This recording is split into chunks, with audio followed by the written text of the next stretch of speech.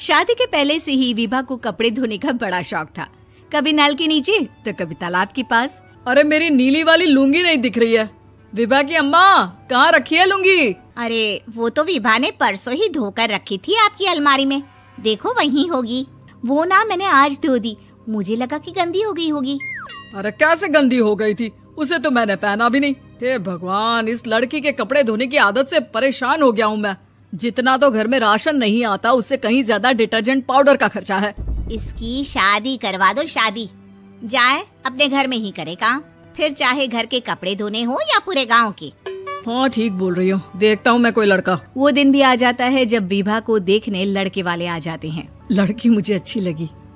होने वाली सास कहती है, बेटी अगर कुछ पूछना है तो पूछ लो। वैसे तो हमारी लड़की बहुत ही शर्मीली है, जो बोल दो वो मान लेती है, इसे क्या पूछना होगा। अरे कैसी बात कर रही हो माँ, मुझे इन लोगों के घर रहना है, सवाल तो कई है। हाँ हाँ बेटा, पूछ लो ना, क्या पूछना है। आप लोगों के घर कपड़े कौन धोता है?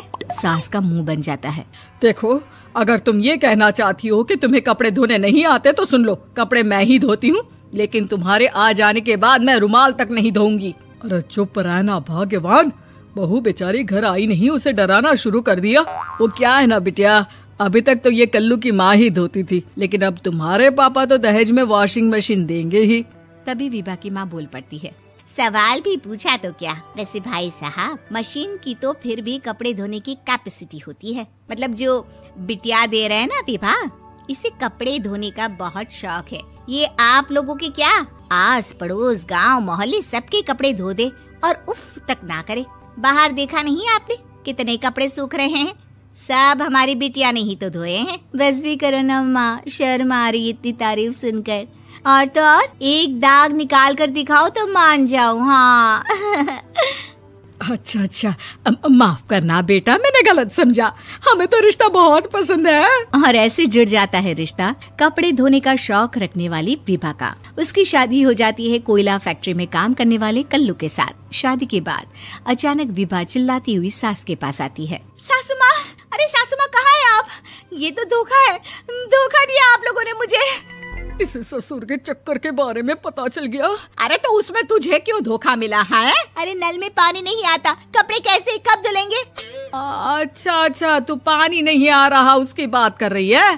तो आपने क्या सोचा? कुछ नहीं। अच्छा, तेरी माँ ने कहा था कि कपड़े धोने का शौक है तुझे, याद आया मुझे। शौक बोलकर कपड़े धोने वाले मेरे जुनून को कम ना आके सासू माँ, कपड़ा धोना मेरा गुरूर है।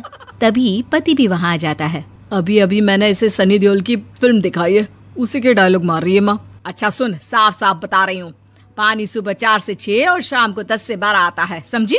विभा टाइमिंग सुनकर हैरान हो जाती है। ये क्या भूतों का मोहल्ला है? सुबह 4 बजे उठकर कौन कपड़े धोता है? 4 बजे टंकी में पानी जाता है, फिर सारा दिन धोना ना, किसने मना किया?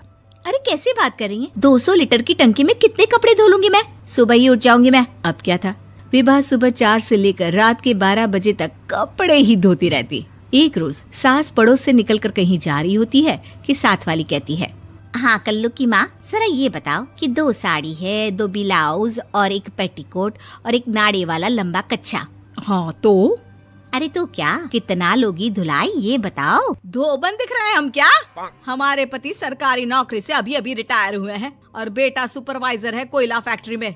धोबन समझ रखा है हमें?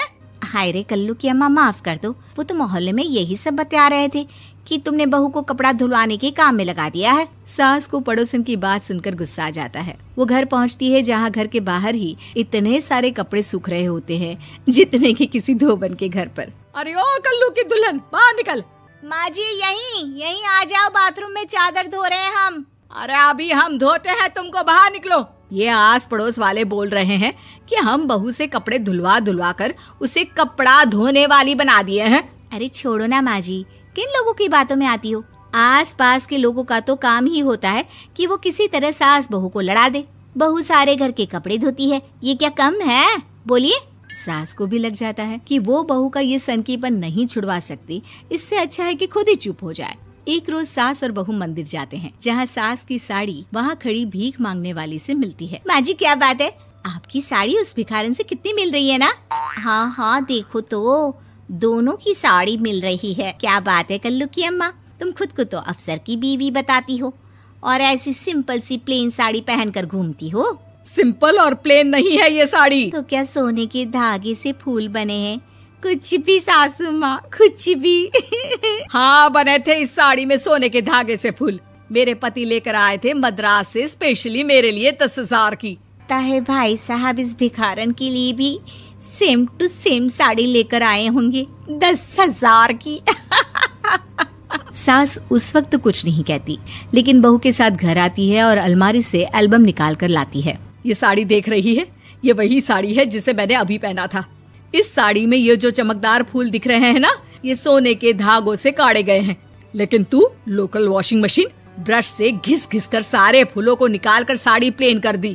मुझे माफ कर दीजिए सासू माँ। और तो और, जब मैंने तुझे तेरी गलती के लिए कुछ नहीं कहा, लेकिन तूने तो सबके सामने मेरा मजाक ही बना दिया। क्यों? बहू को समझ में आ जाता है कि अब से उसका कपड़े धोना बंद।